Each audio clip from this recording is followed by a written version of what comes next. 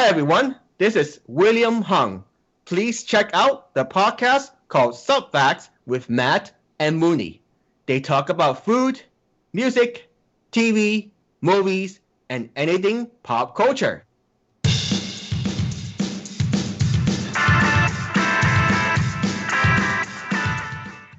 Hello and welcome to Subfacts. I'm your host, Matt. I'm here with my partner in crime, Mooney. What's up, Mooney? What's up? Happy Cinco de Mayo, dude. Hey, I was actually going to try to keep that from you. Because typically if there's like a drinking holiday, you kind of want to take off. So wallpaper sprung it on me as I was coming over, and I was a little upset that I was coming here. I had it on the docket. I was going to mention it, and then I stopped. I was like, no, let's erase it, because if he finds out, then we'll cancel the show. And so... and so I did that on purpose. I have a drink with me. I'm good. Okay, good. So you're celebrating. We're going to avoid any some sort of altercation of we're good. Solid. Okay, good. We're also live. We're not live, but we're actually video. You know, last week we tried to record the show so we can post it on YouTube. We did, and we just what's hold up on, with your voice too. Jeez. I'm a little froggy here. Clear my throat. Let me clear my throat. So we were gonna do a show. We recorded it, and the video was not great. So we were great. Just the video wasn't great. We were fantastic. That show last week was awesome. Loved it. Off the hook. So this time we've done some due diligence. We've tested, which we didn't do before. Absolutely ready for this week. We feel confident that this show will actually be on YouTube, where you can see our fat faces. So, hello, YouTube peeps, folks. Yes, this is what we look like. Sorry. I know. Now that everyone turned it off and now is just listening. Yes. So, anyway, that was the reaction. Exactly. So, I know it's like Animal House. Yeah. When they put Flounder's face, it was Flounder. Oh, that's right. Yeah, they put Flounder's face up. They're like, ah! They started throwing beer and everything. It's like, okay. So there's 2 zeros. Well, we were all zeros once. And so he's a legacy. You got to take a legacy. So yeah, we got a packed show. So with that being said, let's just get to getting.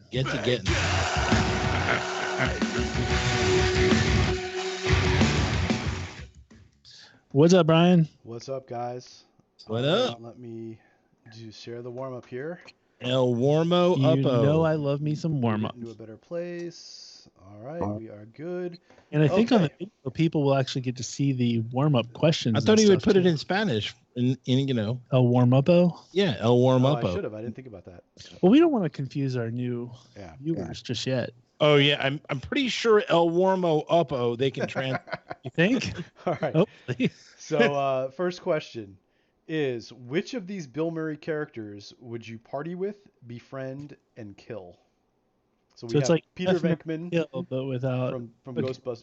Yes. Without. Oh God, man, you really made this hard. Bill Murray is in my opinion, clunker movies with that awful director. Really? Clunker?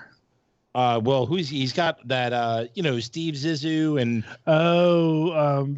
Paul Thomas, Wes Anderson. Yeah, Wes Anderson, and then he's in that one with the chick who play what's her name? She used to be really hot, then she wasn't really that great. She's in one of the Marvel movies by herself. She's Scarlett Johansson. Lost in Translation. Yeah, ScarJo. I love that movie. That's a great movie.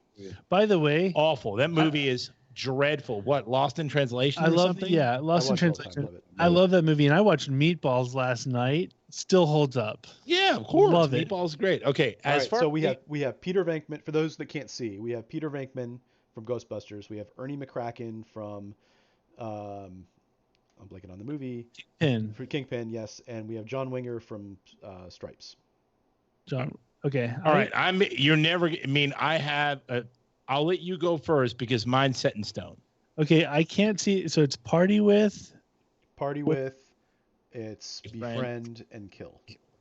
Okay, so I love all of these characters, but I want to befriend John Winger from Stripes because that means we're boys for life. If I'm correct, Like I'm assuming that's the better, best friends. Right. Okay, partying with, I would go Peter Venkman, because they're very similar in character.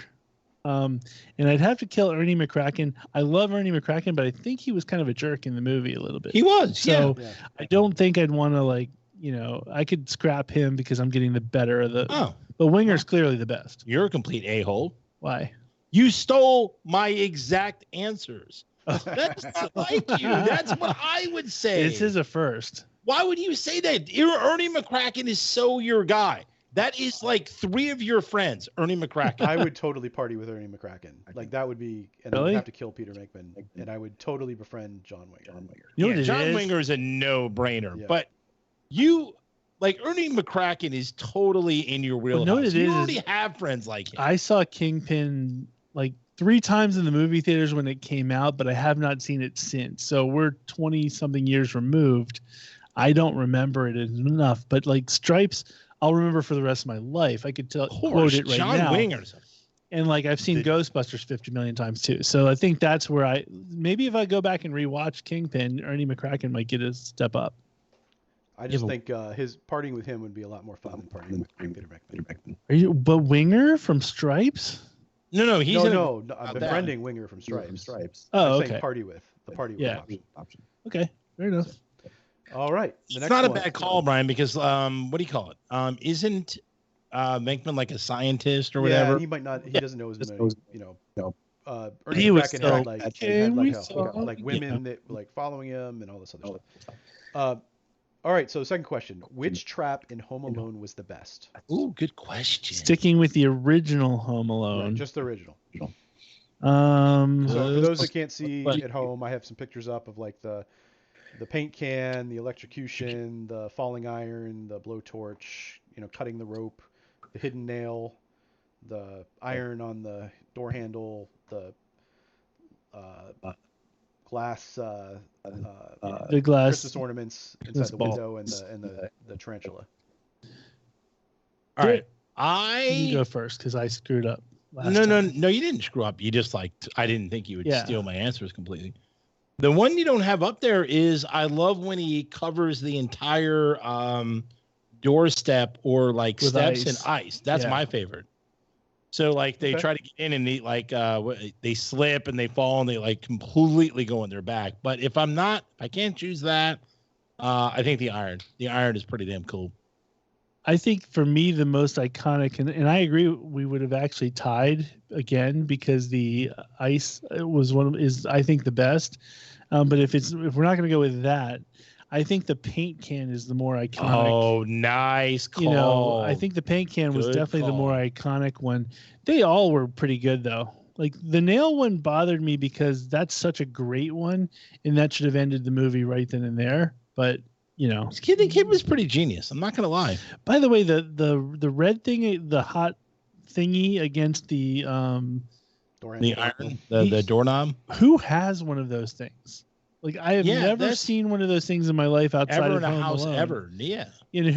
What kid knows that they have that thing in their house?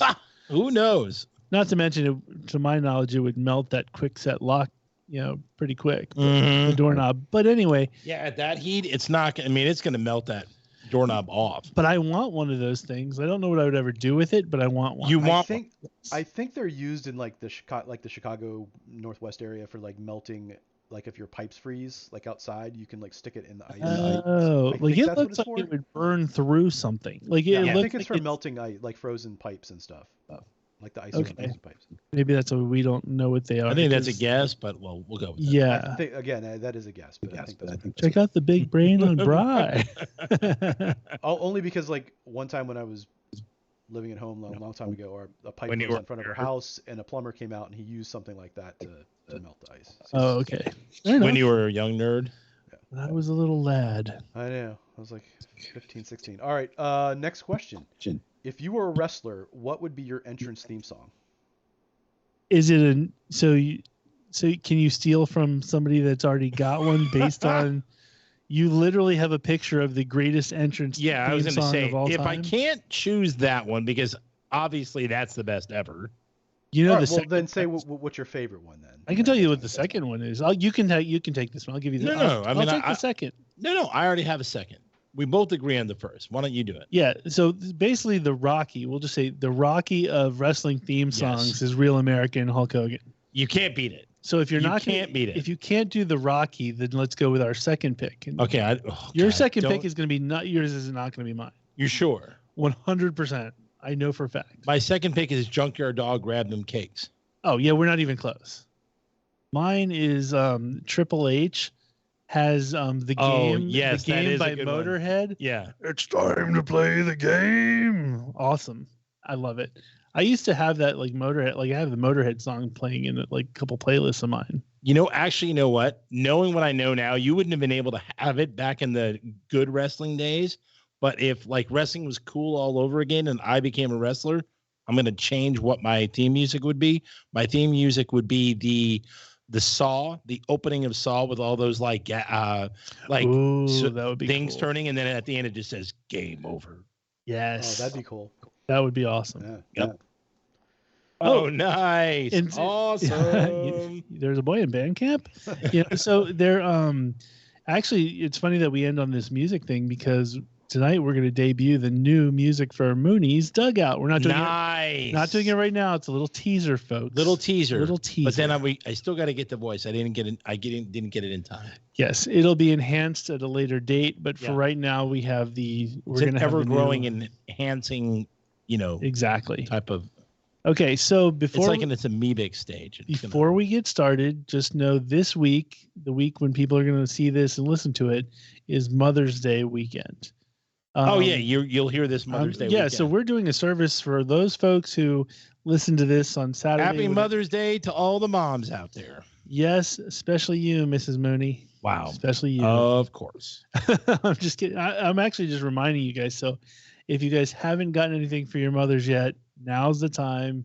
It's going to be too late to get Amazon and all that. We're not going to go into how you're going to score major points. No. I'm just literally it's just a little reminder. You are going to score major points. Hey guys, if their mothers listen to the show and want to reach out to us, where could they reach out to us at? No, yeah. They can reach out to us at subvaxpodcast@gmail.com. And thank us for. I can tell you this: sons. My mom is dying to be on this show, and I'm just banning her from it. I'm just why? Why are we banning her? The ultimate train wreck? No chance. Like, granted, she will validate any weird thing I've said about her, but still, she's just like, when can I do your show? I'm like, nah, we don't do it anymore. It's not. We don't do it. You completely lie to her. Yeah, I'm like, no, it's not. Wow. Just wow. Like we can have your mom back on the show. We can have Brian's mom on the show if she wants. My mom is off limits. That's awesome. She's gonna listen to the show where the other two moms are on, and then you're gonna tell her, "Oh no, that wasn't the show." I'll be like, I don't know what happened. They just showed up. What do you want from me? And so, happy Mother's Day, Mom. So, big news this week. It happened a couple days ago. Did you hear about Dave Chappelle? Yeah, what in the world went on there? So I didn't want to bother with the reading it all. So I was going to bring it up on the show. So Dave Chappelle was performing at I believe it was at the Hollywood Bowl in California, and he had was he performing a comedy show? Yeah, it was but it was like a big show because like Chris Rock was there, Jamie Foxx was there. Oh, so this is a huge show. It was a big to do, right? And he's doing a skit, like a 30-minute. No, he was doing like his stand up. He was doing his thing, and all of a sudden, some dude charged the stage with a plastic gun in his hand. What? But it turns out the gun actually had a knife in it. So it I don't know the makeup of it, how it worked, but it technically had like a knife in it. So he charged the stage, and shockingly, Jamie Foxx like kind of jumped in and nabbed the guy. And like Dave Chappelle, like they all basically this dude, he got a major beatdown behind the stage. And that's what you should do. Like, they should beat him down. He not only did he get arrested, but they arrested him at the ER because he had to go to the emergency room. Of course. I'm sure the bouncers and everybody like Dave Chappelle even got a few kicks to the head on him. So of course, that's what you do. You completely, oh, sorry, he fell down a flight of stairs. Yeah, so it's really scary at this stage, like you think with the Chris Rock thing, you think like now this Dave Chappelle thing, we potentially have a gig this summer where we're going to be doing our show live in front of a big group of people. And I'm sitting there going, what if we get charged? Like, dude, I'm taking the guy down. I don't even need it. I'm going to be like, dude, try it. So are you going to be cognizant of somebody charging? If I see him charge, I'm going to charge at him. Okay. And then it's going on. Okay, because I was literally then I'm trying to Hulk figure this out. leg drop him. Because I'm not. I'm going to be running. So you're not going to back me up. No chance. So what I was thinking is we need Brian. Brian should be somewhat like in front of the stage. So like if there's really attractive ladies that want to come up, then yes, Brian give them the free pass and let them through. But if it's some like squirrely looking dude that wants to like come up, Brian, I think you should take him out. I think. Would you be willing to take him out, or do we need need Mooney to jump in? I could tackle somebody. Okay, there we go. Awesome. That's awesome because we need that. And then I'm gonna leg drop him. Because how great would it be is if like, oh, you know what? I'll do the earthquake. That would be even better. What's the earthquake? You know that earthquake wrestler where he did like the whole like jumping around thing, and then he just completely jumped on the dude, and then you basically. All your weight is like you do a jump. No, I know that, but that's a lot of maneuvering. You might just stick with the leg drop. Like if you haven't wrestled in a while, stick with the easy basic leg drop. Yeah, the leg drop's easy. That's just to lift the leg and boom. You don't want to screw it up and like miss the guy. And then I'm still in the air. And then I'm laughing at you and Brian. So you're still in the air, you're not helping and you're laughing?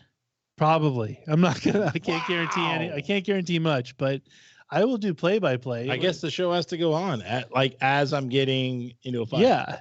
Now, if the guy gets past Brian and you, then I hit the brakes. Because I'm not stopping him if he got through you two. I'm out of here. Folks. Yeah, but that would be awesome. I think we. You want to be attacked? I don't want to be attacked, but I'm saying now that I'm having this in my head, so I've got this all pictured out. We're here, I don't get it sounds like you're planning our attack. Here's what we do. We're at a table, right? Because we're outside, so we're not at the desk that we're in normally. So we're at probably like a long table sitting in like chairs. Like a cafeteria table. Yeah. So we're sitting there. Guy comes up. Brian goes to attack. Hopefully Brian catches him and like slows him down. That's when you step up, right? Right. And you're going to do like a wrestling move. And then I take your chair, it's a folding chair, and I throw it to you. And you can do like a big. Oh, nice. Yes. I catch it and then I totally slam him in the back. Yes. Sweet. Awesome. And then I'll even play your music. I'll leg drop. I'll play your Mooney's dugout music as you're like doing the leg drop. Nice. And then you can even do like. And then I come in afterward and I'd be like, I totally beat that guy down. Next time you try to come in here and all that. Yeah. Awesome. How exciting would that be? I want this to happen. Now he wants it to happen. I don't want a person to have like a knife and or a gun, but if they just charge us without, I kind of want it to happen. That's what happens when you charge Subtax Nation, right? You know what kind of video, what kind of ratings not ratings, but what kind of numbers we would draw? Big numbers. That would be awesome. Like, how every once in a while on Facebook, I get those like videos of like beatdowns and stuff like that, or where the bully kicks back. We would be that. Dude, we've been legendary, dude. Yes. So awesome. I don't know. On one end, I'm sad because I don't think comedians should be charged, and I hope that doesn't become a thing. On the other hand, if I can see you do like leg drop, that'd be awesome. Speaking of Facebook, I was scrolling through the picture today, saw a picture of Jet Li turning like 60. Really? Dude still looks like he could whoop ass. No problem. Well, that's what I think I mentioned it to you.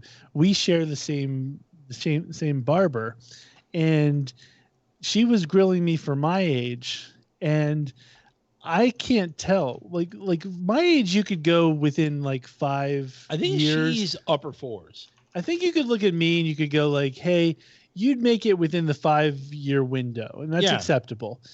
But like, she's Asian, just for the record, she's Asian. So when you look at her, she could be in a 50-year range and I have no idea.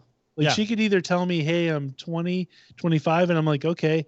Or she could be 65 and I'd be low like, okay. 40s to upper 40s, somewhere in that range. Yeah. Like she told me her mom was 80 and I was like, ooh, yeah. I was like, what does that mean? Like, is it that the mom had you when she was 60 or did the mom have you when she was 20? Okay, but she looks about 40-ish. But she could be 35. No way she's younger than 40. Okay, I don't know. Maybe. Trust me, I got me. I'm just saying, Asians. I got the Asians age way better than they anybody. do, but I can tell. I can whatever that secret sauce is, they have it. If you think about it, if you anywhere where there's like the Guinness Book of World Records, like oldest person, it's always an Asian person. The only thing wrong with Asian women and Asian men, for that matter, is that once they hit the plateau, then it's like seriously downhill. Then they look awful. Yeah, but when they hit the plateau, they're 114. Yeah, that's but then they look awful. That's what I'm saying. They don't hit it for a while, but then they like you're like at some point, like they look like they're 20, and then like when they're 114, they look like the guy who's going to sell you a mogwai. Yeah, exactly.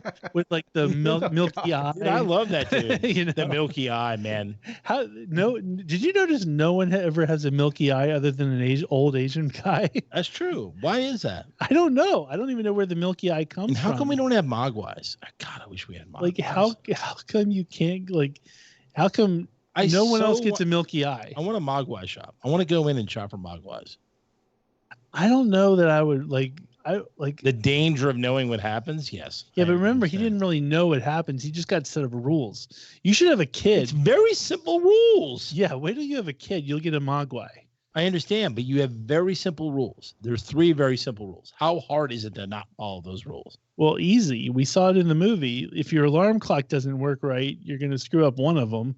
Then if you accidentally get them wet, which is liable to happen considering rain and everything else. Well, remember, the alarm didn't work because one of the mogwais played a trick and he changed the alarm clock. Yeah. Which, by the way, you can't get them wet, but you got to feed them and they drink. So what if they spill their drink and they get wet and all of a sudden now they're multiplying? It's true. It's kind of a weak sauce rule. Yeah, I agree. It's a very weak sauce rule. And the whole thing about the bright lights or whatever, dumb. You're killing me though. I still love the Gremlins. Yeah, still love them. I'm just telling you, if you want a real life mogwai, get a kid. They're awful. I wish they would do a Gremlins 3 or a remake of Gremlins. I think they are. I'm almost positive. I love Gremlins. I'm almost. Don't get me wrong. I'll see it too. They can bring it back. Zach. What's his name? Zach. Did we talk about Wonder Twins yet? We did last week. Damn, I can't wait for that. Yeah, exciting.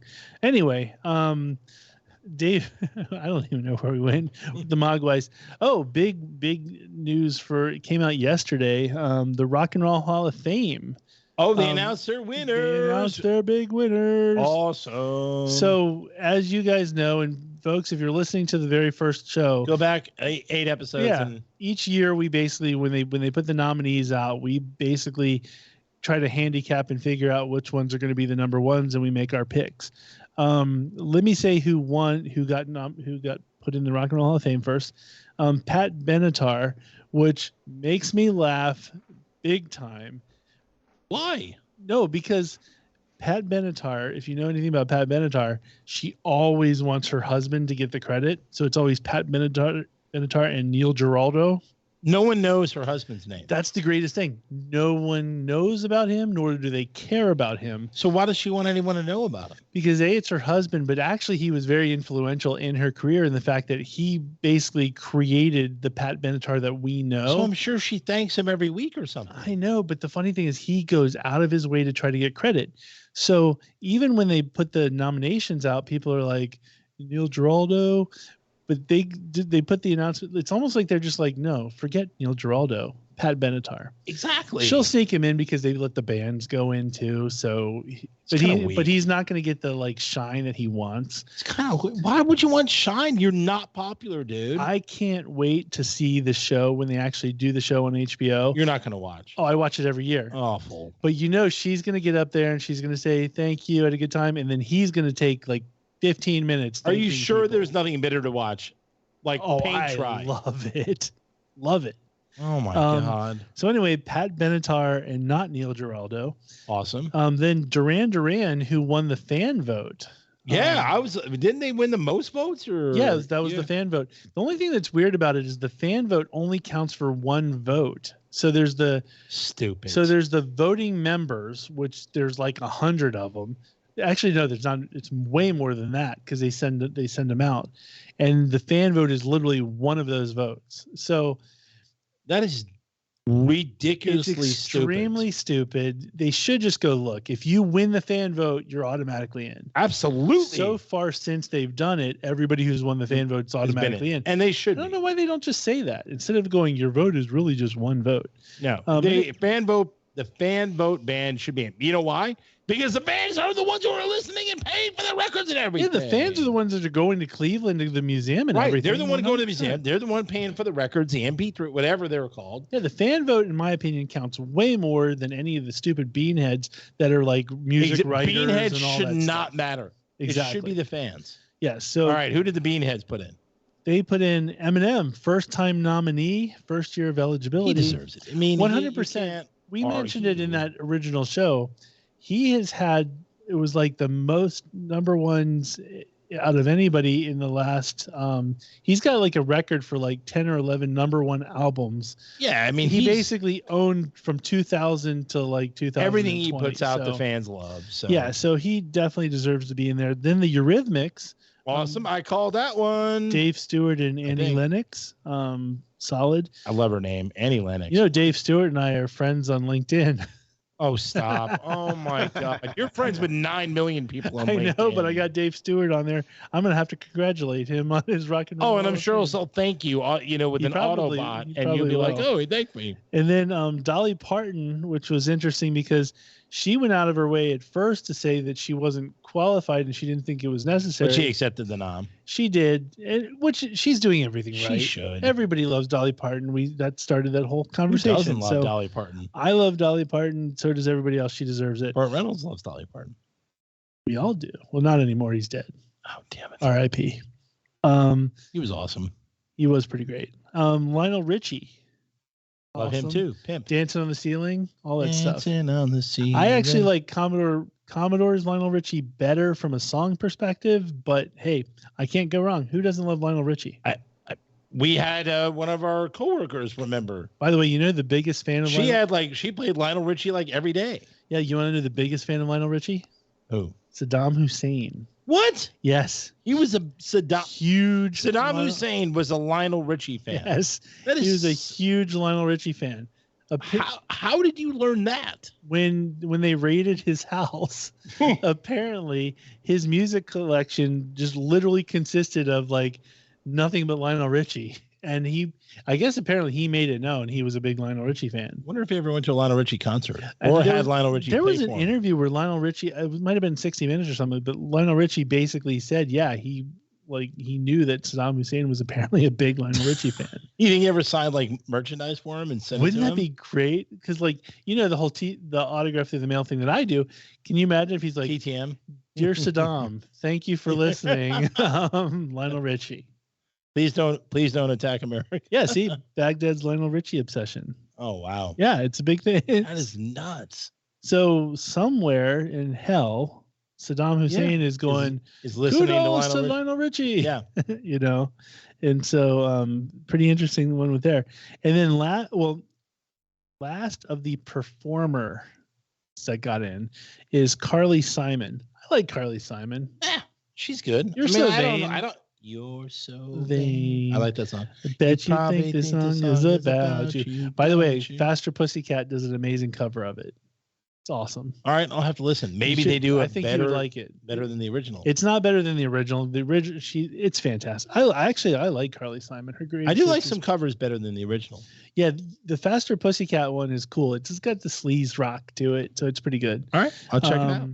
Anyway, then they did the musical excellence nomination. So they do offshoots because there's people who are in the music industry that aren't performers, but like Jimmy Iovine is getting in and he's like a major producer, all that kind of stuff. He's a mogul. But in the Musical Excellence Award, it was fascinating to me because they put in musical excellence is basically like how you influenced other people and all that kind of stuff and what you've done for your genre. And so essentially they put in Judas Priest, who I thought was going to get in as a performer, but they got in under musical excellence. And I think it's the Rock and Roll Hall of Fame is basically like, we don't really want them, but they're going to have to give them in. They're going to have to deal with the metal people anyway, because every year there's a complaint that Judas Priest isn't in, so they just basically threw him a bone. All right. That's fair. And then they threw in Jimmy Jam and Terry Lewis, which is awesome. Jimmy Jam. I have no idea who they are. So Jimmy Jam and Terry Lewis were members of The Time with Morris Day back in the day. No, not this again. And they worked with Prince a lot. They came from that ilk. No one cares about that. They also they worked with Janet Jackson. So like the Control. You realize album. Everybody out there is like completely tuned Jimmy out Jam and Terry Lewis are pretty big. No, they're not. Yeah, no one knows. I'm not gonna lie. They're pretty big. So anyway, so we did our picks.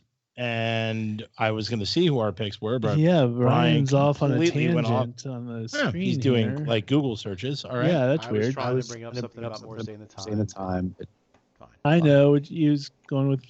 All right, so we got Dogma. 6 apiece. All right, who did you get? Eminem. So I picked Eminem, Pat Benatar, Duran Duran, Judas Priest, Dolly Parton, Lionel Richie, and the New York Dolls. The New York Dolls were my one that didn't make it. Okay, and then what were mine? Duran Duran. You Eminem. picked all the same things except for you had Tribe Called Quest, whereas I had New York Dolls. Okay, so we both messed that one up. Yeah, completely. Well, we did good.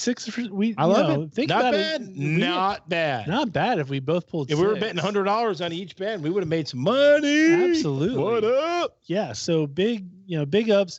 Anyway, I don't want to drone on the Rock and Roll of Fame, but kudos to those folks. Once again, I can't wait to watch it on HBO this summer when it comes out. Oh no. So then I wanted to. Do we really have to talk about her? No, we will for a little bit. Hold on. So what I wanted to bring up, really, the whole point of this is also this week was the Met Gala. It's the annual. What is the Met Gala? So the Metropolitan Museum of Arts basically has this big gala. Boring. And the funny thing is, it's all the A-list celebrities. This is what I found out about it.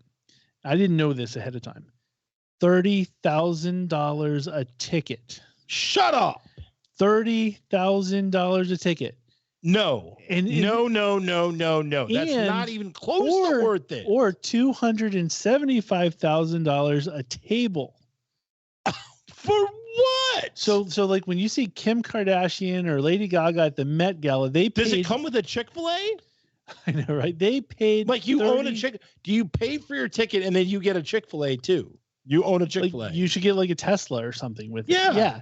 But literally a Tesla at every table. Like that's the little. So everybody has on their plate keys to a Tesla in the parking garage. Yeah. So when you see like Cardi B, all these people at the Met Gala, all dressed up and all that stuff, just know they paid $30,000 to get in for food and to watch some entertainers. Yeah, but here's the best.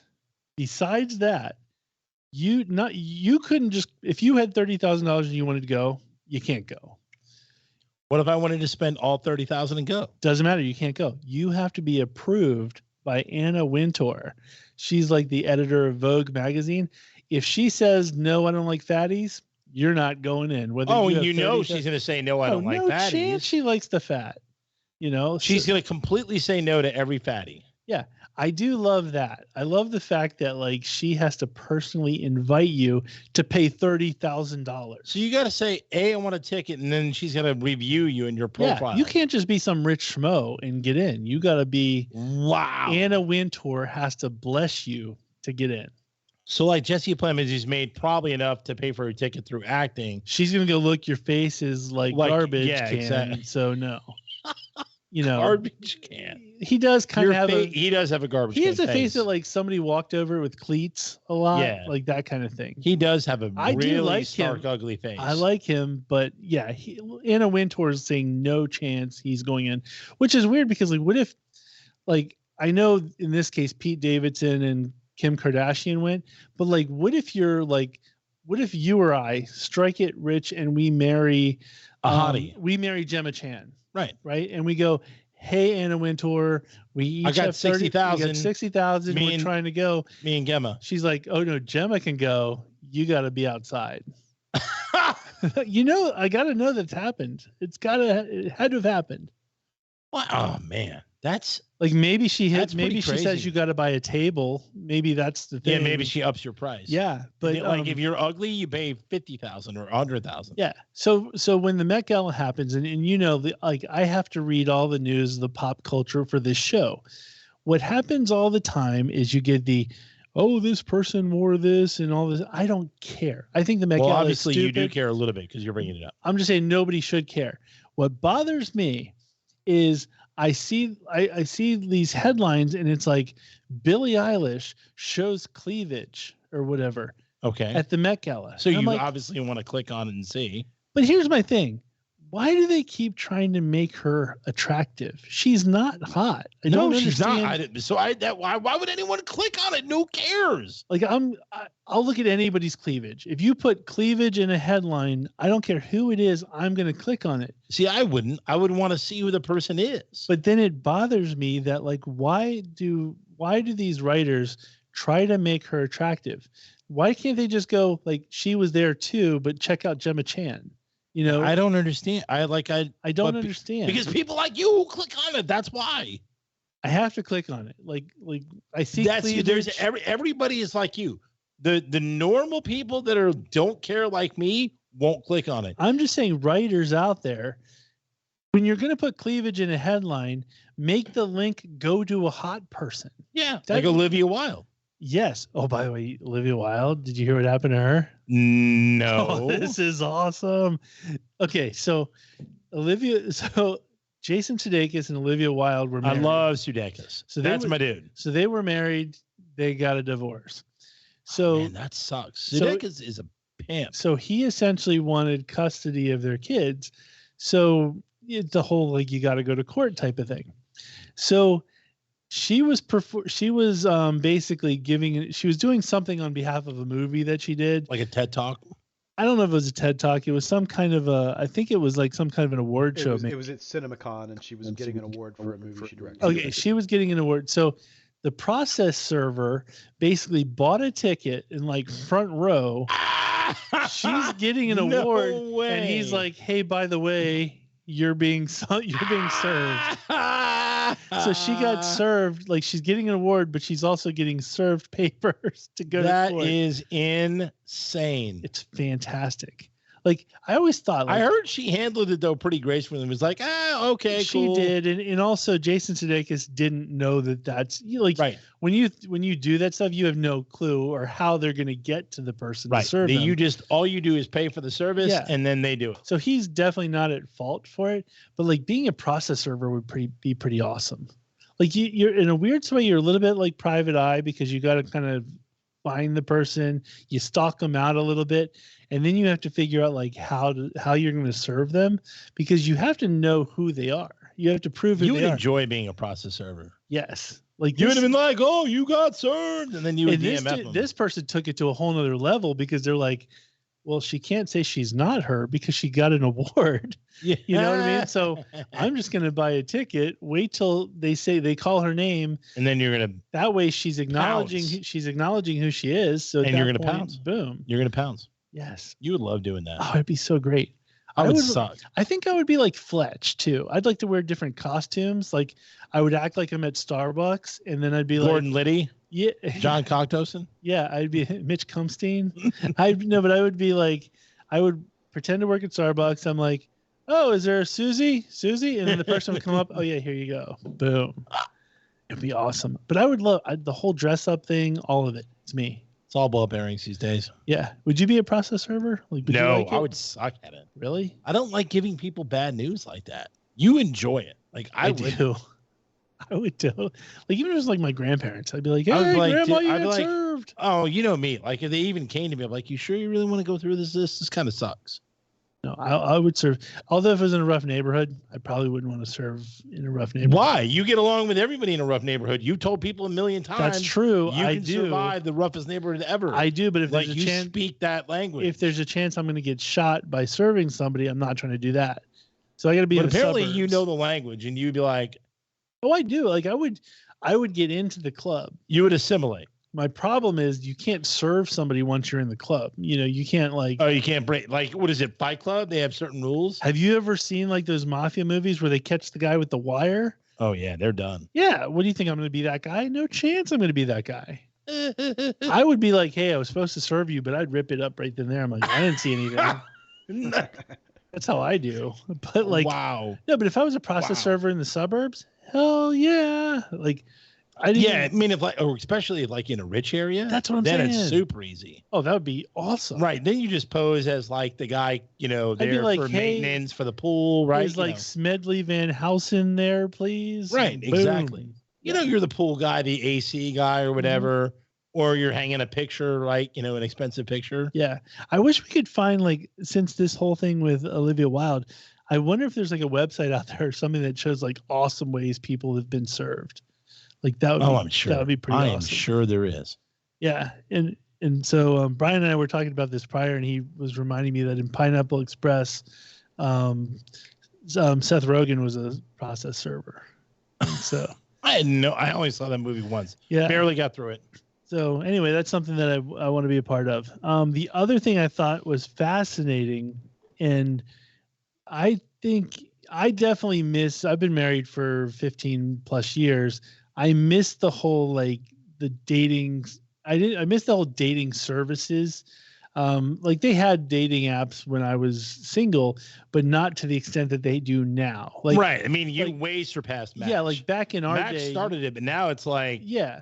And then Tinder, like, is even out, and now it's like I don't even know, it's past Tinder right now. Like back in our day, we had to like actually go out and meet somebody at a bar, meet somebody at wherever you meet people. Yeah, you actually had to use your mojo. You actually had to use like language. Exactly. And now there's so many people that are like doing these little services and apps and all that. Tinder, all that stuff. Like Tinder didn't exist. It would have been awesome if it did when I was single. Oh, you would have totally used it. I totally would have swiped right. You need to have charm now.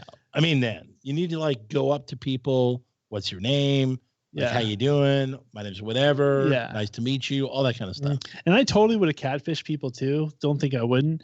But you would have catfished people. I would have been catfished too. It'll all equal out. Oh, okay, good. But anyway, they put out a new one that I thought was really funny. It's called Smoke and Poke. Smoke and Poke. Smokeandpoke.com. So if you're like looking to get a little randy and you happen to get high at the same time, Smoke and Poke is for you. So because everybody is 420 friendly. Yeah. So if you're big on the marijuana and you also want to hook up with people, Smoke and Poke. And so, Smoke and Poke. But, and it's not just sounds like a genius idea to me. It's smoking, vaping, and edibles. So if you don't want to smoke, but you're into edibles, if you're down with edibles and banging, Smoke and Poke. Okay, so you can eat like a cheese brownies off a girl's chest. Yes. Awesome. Yes. I'm just like, I don't partake in like this a cheese stuff. brownies go to with whipped cream? Could you like do a little whipped cream action on the woman, then like take the cheese brownie and then like dip? I almost want to go to Smoke and Poke and see what the like turn, like swipe right, swipe left, what that look like, what they look like, because you probably get a lot of like hot looking like hippie chicks and stuff. The problem is what if you get the hippie chicks that are like don't patchouli and stuff? Yeah, don't shave armpits. Ugh. Yeah, that's no good. Like that's, by the way, armpit hair, and I'm immediately out. And by the way, Gemma Chan could have armpit hair, and like I would be running for the hills. Armpit hair is a complete no for me. I am not a fan of armpit hair, but what I would do, my move would be like, hey, let's take a shower. I shave you, you shave me. What? And so if that worked, then yes. But with Smoke and Poke, I got to figure who brings Smoke and Poke. Who brings the weed? Like, are there customs where is this like picking the poke? Yeah. Like with Smoke and Poke, like, is it customary that like if you're going on a date with a fellow weed smoker, who brings? Is it the guy? Like, is it traditional where the guy pays for the meal, or is it that they both? Yeah, one pays for the meal, one brings the goods, right? Yeah, like if you're like, hey, I got some Indo, and they're like, oh, I've got some Kush, whatever, and you bring it together. How do you know the names of this stuff? Well, I watch Friday. You're like Indo and Kush. I'm just kidding. I know this stuff. I'm just saying. I don't partake in this, but I'm in love with Smoke and Poke. I want a shirt. I want a shirt that says. You want a shirt. You don't want to be. You don't want to smoke or poke. You just want a shirt. I can't poke because I'm married, and I could like this. Yeah, the smoking part doesn't appeal to me, but I like people that do. It's a weird thing. I'm not a big fan of it, but I love the people that actually do. That's awesome. They're like, they should have a questionnaire for people like you. Do you want to poke anyone here? And I'm not going to lie. Do you want to smoke? If you're going to bed me, you kind of need to be a little high anyway. Yeah, as exactly. it is. Well, you need to be Like at that point, I look like George Clooney. Here's the thing: high doesn't help that kind of stuff. Wasted does. What's like? No, but if you're beer goggles help with that kind of stuff. What getting high doesn't. Getting high just is like cool, man. Like whatever. Yeah, but that's the thing is, if I'm like, hey, do you want to do some stuff? They're gonna be like, cool, man, whatever. Yeah, but they gotta still be attracted. I think I would come off as a great lazy Saturday for anybody. I don't know, if they're man. high. I mean, I think for wasted people, maybe. I don't know about high. I wish we had I have an expert. Women who are drunk, yes. Women who are high, I don't know. I have an expert in my personal life. I'm gonna have him right. Yeah, but the expert's a male, not a female. Yeah, but he's been around enough people that he could say whether the male. Yeah, but the expert doesn't have to worry about that kind of stuff. The expert could get in without the enhancements. No, but I'm saying he's probably got friends from a female perspective that could bring in. Maybe we can interview them. Yeah, I think that'd be great. Awesome. I think we should get like Brian. Can you get the owner of Smoking? Yeah, get the owner of Smoke and Poke and see if somebody would poke us if they were high enough. Yeah, I'm already on it. Awesome. Thanks, man. Like, how high do they have to get to go? Yeah, look at you. You know they're gonna give us the whole. Oh yeah, I would, and then they really wouldn't. I can just see like this like really attractive girl contemplating whether she wants to poke me or not, and she's sitting there going, "How much brownies do I need to eat before this is actually posh, a few more nibbles?" Yeah, I get it. Yeah, she's like sitting there going, "Can I get some fentanyl here, please?" Is there any? Does marijuana have a chew like Nicorette gum or no? I don't know, but I think the edibles are like gummy bears and brownies. I've never seen a gum, but I don't know. There probably is. All right, just curious. Brian, figure that out. Nice, bud. Okay, so another thing happened this week that another thing did happen this week that I was very annoyed with. Me and you both. So, not giving names of anything like that, but I'm sure they can figure it out. But we had a corporate event. Yes, we did. And when it comes to corporate events, most companies out there go, "Hey, we're going to give you some company swag." Our company, first off, let's settle this by saying our company kicks ass about organizing a company event. Yes. That's cool. Yeah, company events perfectly fine. My problem is when it comes to the swag. So for starters, and I'm going to give you the situation. Set the table, my friend. There you go. Set the table.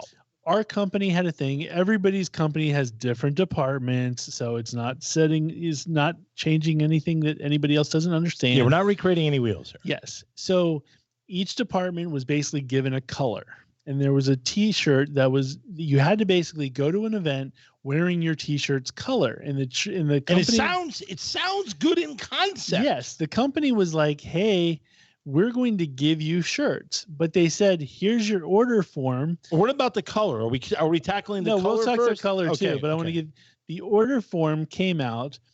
You mentioned it. The color. Our color was purple. No, worst color ever. How? I have never had anything purple in my closet at all. It just doesn't exist. I have one that's like fluorescent purple, but I barely wear it. Like it just doesn't exist in my world.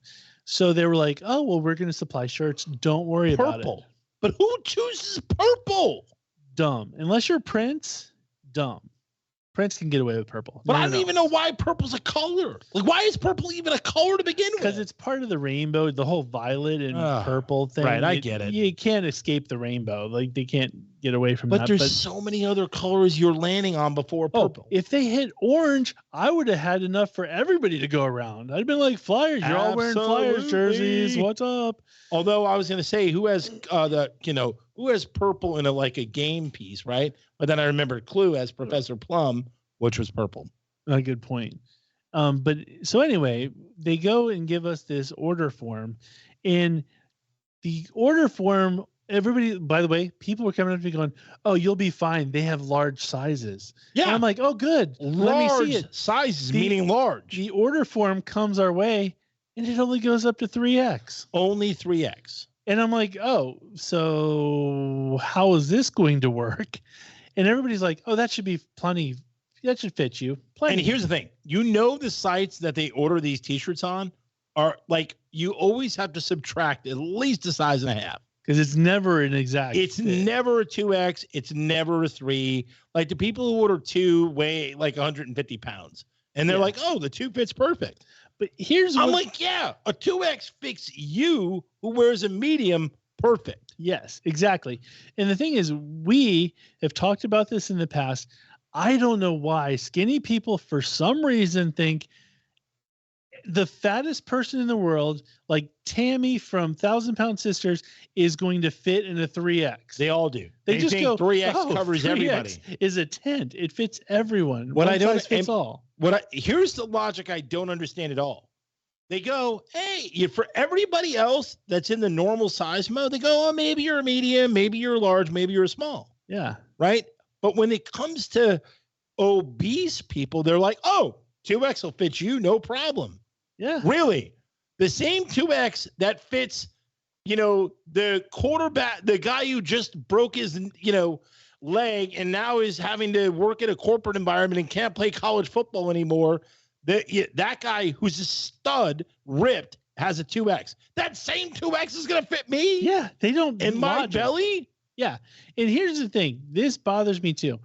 It always comes from the ladies. It's going to sound sexist. Always comes from the ladies. The ladies are always like, oh, that's plenty big. Plenty big. And I'm like, I've seen a lot of fat chicks lately. I see a lot of fat chicks. Lately. And whether it's boobs, like where it's just big, like I know I'm fat. You folks over in YouTube land can see I'm not lying. I'm fat, and I understand that I have a big core. But there's also a lot of ladies who have a big core, and for some reason the 3X doesn't bother them. Like, where are the 4X ladies? Are they wearing 4? I don't understand where they go. Yet, like, I see fat ladies all the time that can't fit in a normal chair, and they're not complaining the fact that it only goes to 3X. You know why? Because when a shirt fits them, hugging style, no one cares or they don't mind. You just get to see their full-on gut. Like, I like to not be as like. Right. That's what I'm saying. I like to have a tent look. So it's because we have a tent hang down type situation. That's we like to have a little bit of room, right? But then we don't. Which you might be right. So we both had to get the 3X, and it's like. So we realized I couldn't even breathe. I put it on. I couldn't breathe. Yeah, we realized we weren't going to be wearing that to the event. So I decided like some people we work with who are like trying to be nice, we're like, that doesn't fit. Exactly. So I decided to be proactive because we were about a week away. I go on Amazon and I'm like, don't worry, Mooney, I got you hooked. Yeah, we do. I said, we've got these shirts. They're on Amazon. We got to pay for them, but it's all good. Don't worry about it. They're relatively cheap. And I ordered bigger than what I would normally wear. 5. We ordered 5. Yeah, just because 5X. Yeah, because we're going to be swimming in it, but we're good. And guess what? There was no like Chinese name on the website. No. It was like, it might as well be. Because we all know when you order the 5X Chinese jersey, like it's small. It literally might as well said like made by Johnny America. Yeah. And I was like, hell yeah, let's get them. We were full in. I was like stoked. They show up and it's a Chinese 5X. Which is basically a kid's small in America. Yeah. And I was sitting there going, really? How is this going to happen? So then, and I had to wear that ridiculous shirt all day long. Yes, you did. And so, because you guys can see, Mooney's smaller than me, so he was able to somewhat pull it off. If I did it, it would have been no go. So. Right. And it was somewhat embarrassing. People are looking, you could tell when they're like, why are you wearing it? Like, yeah. And here's the other thing. Not only what I don't get at all is that the company doesn't go, oh man, these people, there's going to be 3 or 4 people that are not wearing the company shirt. And if we go somewhere, they're going to get laughed at. Yes. Everybody else you stand out as the guy who couldn't fit in the company shirt. You couldn't fit the company shirt. Yeah. And loser, right? Exactly. So then you're not getting the girl, the girl could smoke 10 bowls before she got there, and she's still not sleeping with. Yeah, she would have to smoke an extra 5 or so to finally make it happen. Yeah. So your shirt was somewhat okay, but still bad. I couldn't wear mine, so then I had to go to the fat guy store, which is where we have to go. Yeah. I walk in there and I'm thinking I'm gonna have a good selection. A good selection of things to go for. And I get there, I tell the guy I need a purple shirt. I don't care what it looks like, it's just gotta be purple.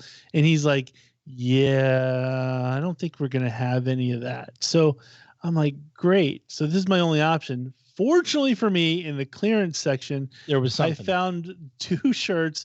One was like 20 sizes too big, and then the other one was a size, it actually kind of fit. You saw it. It fit good. I lucked out, but I could have very well been the person who had to wear like nothing, or or didn't show up at all. I just think the whole thing with like company shirts, team. I'm not gonna lie. I don't mind company shirts, but like make sure team outings. I just be done with it. Just go to work and be happy. Do your thing and have fun on the weekend. I like team outings. I'm just saying, order from a company that can make a big shirt, enough for everybody. But that's the problem. I thought about, like, for instance, I thought about it. I was like, okay, what do I know that's purple, and that I would wear again? Like, if it's a purple T-shirt, I'm never wearing it again ever. Wear James Madison. So I was like, okay, well, Purple Rain, love the James Madison University. Purple Rain's literally Grand one Canyon of my University. Purple ECU Rain's my University. favorite, one of my favorite albums. No chance. Ravens, there you go. You know me, I can't wear shirts that aren't my team. So it's weird. So so then I go, okay, Purple Rain. I looked everywhere and could not find a Purple Rain shirt that was in my size. I'm not the fattest person in America. Yeah, there's got to be fat Prince fans. Why are there not why are we confined to one store? Like, why is it that we can't get, like, we can't go anywhere? Like, why can't they make a fat Purple Rain shirt? They should. Why can't they make? I'm sure there are fat people who like Prince. And here's the thing: I would pay extra. I know you got to pay for extra yardage or whatever yards of fabric you need. I'll pay extra. Just make it available. That's a good point. Solid point. Yeah, like I just don't see why they can't make it available. I don't get it. I really don't get. I'm with you, dude. You're swimming in the same pond, man. Yeah, absolutely. I think when we blow up, if we go to the Met Gala at some point, if Anna Wintour points to us and she christens us or whatever, that's when I'm gonna I'll go naked, and they'll be like, look at Matt at the Met Gala, and they'll be like, hey, no fat guy clothes. Yeah, exactly. And that'll be my protest. I hate protesters. And then everyone will start carrying fat guy clothes. I'll be like, oh, I'm sorry, I can't wear Dior because they don't make fat. Chanel or By the way, all those Fendi and Gucci and whatever you call it, Ralph Lauren, Louis Vuitton. They don't. Yeah. I think their largest size is medium. Yeah, they don't make fat. Medium is the largest size they go. If I'm Elon Musk, I'm taking all of those people. Find me the snootiest of snooty, and I'm just going to do the Ted DiBiase, and I'm just going to be like, everybody's got a price. Awesome. I'm going to make you make a line of fat clothes. Oh my God, go to Burberry and say, look. I don't know. I don't know anything about fashion, but yeah, whatever that snooty is, whatever the biggest one that says F fat people, I'm going to literally go, everybody's got a price, and I'm going to just keep making it rain. I'm going to be like, you're going to have to make a whole fat line of clothes and put a commercial out that you cater to fat people. Awesome. I'm in. I'll buy the company. That's what I do. I buy the company, and it's going to be now we make fat guy clothes. It's going to be Burberry fat. Or you know what? Then you start shaming the little people and be like, oh, what do you mean you don't have a small and a medium? Sorry, no more. Not going to happen. Extra large is our lowest size. Yeah. It'd be awesome. That's what I want. That's what I want. That's my goal. All because of stupid corporate events. I don't want to be a part of. But it's not stupid. I think there's a lot of things that aren't stupid. I think it's time. You're not stupid. I think it's time. Well, sometimes you're stupid. Folks. Here it is. Hold on to your butts.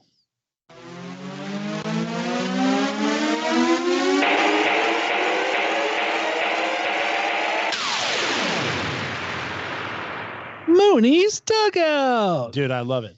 And I can't wait to get an introduction to that. I love it. I'm going to get you'll see. It's going to happen. Awesome. I love it. That you know what? It's like Stoke music. It's like fired up. It got me excited. I actually like doing the Mooney's Dugout. It won't be me much longer, but still, I like doing it now. All right. So for the Mooney's Dugout this week, I have sports superstitions. And I'm doing that because I love sports, obviously, and I love superstitions. I am like one of the most superstitious people you'll ever meet on the planet. For the record, folks, literally 2 weeks ago, and I don't know why we didn't bring it up on the show, but Mooney was basically asking random people at work where he could find a witch doctor. Oh, yeah. Because of his bad luck and how he actually he legitimately wants to, Brian, he actually told you, he tasked you out to find a witch doctor so he can get exercised on the show. Yeah, I do. Like, I literally believe in every superstition on the planet. Which, by the way, I told him, I was like, you could probably go to a psychiatrist and they can see why you're self-sabotaging and there's something subconscious. And he's like, no, that's fool's game. I need a witch doctor. I need someone strong, like really strong.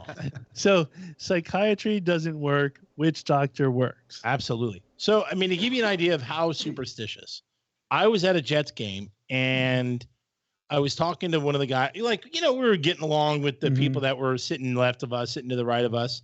Started chatting this one guy up, and he goes, dude, you know what drives me nuts when I'm watching a game at home, like in an away game? Sure. He's like, when my girlfriend moves the remote control, I just want to beat her. I'm like, dude, I am with you, man. You found your kindred spirit. I am like, I don't understand how many people Did we just become best friends? Yeah, exactly. Like, if you remove a remote control, it's on. Like, leave it there. Leave the remote control and everything where it is. And don't do anything different. What fascinates me is, folks, and if you're new to watching this or listening to this, whatever, you would think that his team was like the Patriots. Yeah, you would.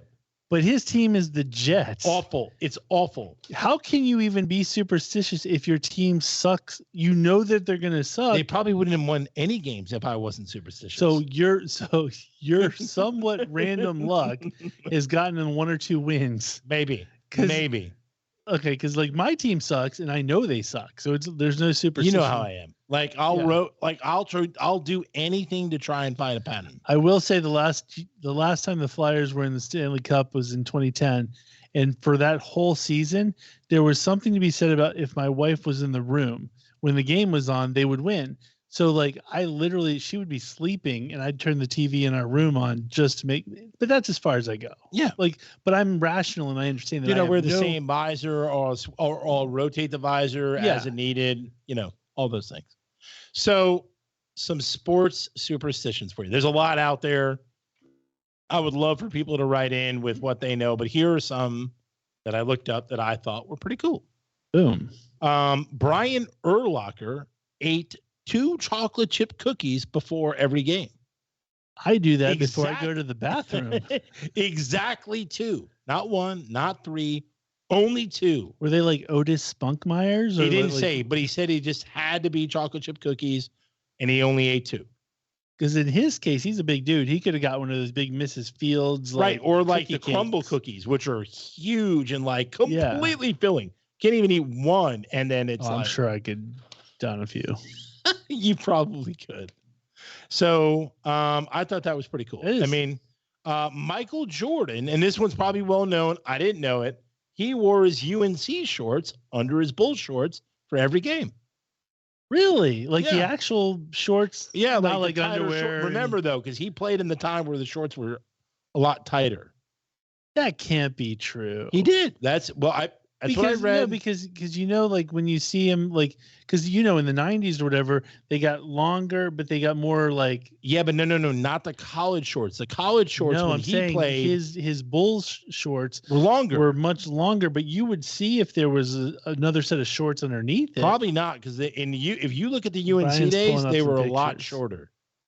Look at the UNC shorts pictures. You'll see. No, I don't doubt you on that, because that's like the Larry Bird. I'm just saying what I heard. That'd be cool if that's the case. This one was by far my favorite. Not the most superstitious favorite, but by far my favorite. Turk Wendell a pitcher for the Mets and maybe some other teams. He wore a tooth necklace. Really? Yes. So for all the he was it like his baby teeth? No. He was a big hunter. So for all the animals he killed, he extracted their a tooth, and then he would put that on his necklace. That is awesome. And he wore that on the game while he was pitching. That's fantastic. That's when you know you're hardcore. Yeah. That's like F you, Jobu. Yes. And the other odd thing this dude did is he also did the opposite of the catcher. So you know how the catcher is always crouching and whatever because he's catching the ball. But if like there was ever a conversation or whatever and the catcher got up, he crouched. So if the catcher was getting up to like show him something or whatever, he would like crouch down. So random. Like he would be the opposite of the catcher. Yeah. He said it would be bad luck if he was standing while he was standing. That's awesome. See, that's totally my dude. You are so that guy. You should get a Wendell jersey because that's you. That is me. Playoff beards. Yes. So playoff beards are a huge thing. They started with the Islanders back in the 1980s, from what I understand. Mm-hmm. I love playoff beards. Oh, sure, me too. You have to. Yeah, I think I've when the actually whole grown team playoff beards. Right, when the whole team shaves their head or grows a beard or does whatever, I think it's Pam. Yeah, I've totally grown a beard with my team. You have? Yes. Like the Flyers have grown beards and you grew a beard. 2010 Flyers. I totally did. Don't think I didn't. Awesome. Everyone knows this one, but I still like it. Tiger always wore red on Sundays. Had no clue. Yeah. Tiger always every Sunday for a tournament, always wore a red shirt. Larry, this is one of my favorite superstition based ones. Larry Walker loved the number 3. He wore the number 33. Whenever he moved to a new city or had to change phones, he always asked the phone company for the most number 3s as possible. Wow. Yes. He was married on 11/3 at 3:33 p.m. And whenever he Not March 3rd. Weird. That's what I said. Why not March 3rd? You should wait. Yeah, why not March 3rd? And he always sets his alarm for 33 after. Wow. So if he wakes up at 6, it's 6:33. So he has to be 33. So if let's say he has to be up at 6, he has to do 5:33, 7, 6:33. So he's always losing 27 minutes. So I have a sense of OCD in me, but my problem, and I can understand where that would come into play, but there's too many variables. If that number gets screwed up, you're more likely going to suck than do good because that number is going to screw up way more than you think it will. Yeah. Because so many people are careless when it comes to numbers. So, yeah, I don't get a number superstition. Yeah. That's what I'm saying. Stay away from numbers. Yeah, because it gets really hard to keep. Way tough. So this one, okay, Patrick Waugh used to talk to his goalpost or the goal thing. I think more people do. He used to have like full conversations with him. Yeah, I've heard like, hey, how you doing today? You're gonna like help me out, or like, hey Bob, we're back again. Yeah, goalies are notoriously crazy, so it doesn't. That's what I read a few others. Yeah, but I think there's probably more people that do it than Patrick Waugh. But yeah, it's awesome. This one was kind of gross. I'm going to end with a cool one. Okay. This one was kind of gross. There is a ton of peeing on the soccer field stuff. So like general managers, owners, like players, they would pee in certain corners of the soccer pitch just to like ward off like evil spirits and ghosts. You and know, stuff only like the cool kids pee their pants. What? But I'm like, holy cow! Like, how is peeing getting rid of evil They're marking spirits? their territory. They're like, this is my house. It is, and it's well known. Like a lot of players do it. Do they have to like sit in it like the pants? I don't know. So like I get it if a player is wearing like dry moisture wicking stuff or like no, they would pee on the field. They would like move. Oh, so they would literally pull their pants down and they would take their Johnson out and in front of everybody or like I guess before the game started or something like that in the corners of the field or hey the pitch. Pele, let's play swords. Yeah, exactly. Oh God, but don't cross the streams. But apparently it's like well known. There's more than one player who pees on soccer fields. That's awesome. They're all named Ronaldo, by the way. This was the grossest is, and I don't know if I should mention, there was an MMA player who used to actually drink his own pee before fights. I don't doubt that. That's nuts. So literally, literally, I do know that people like can drink pee, and I've heard that it's actually good for you. I will never do it. I'm never going to try. No, I don't care how much you tell me it's good. I won't do it, but I hear it's good for you, so I can understand why MMA. Like when you're in like that kind of realm, you're just look at Rocky eating the eggs, right?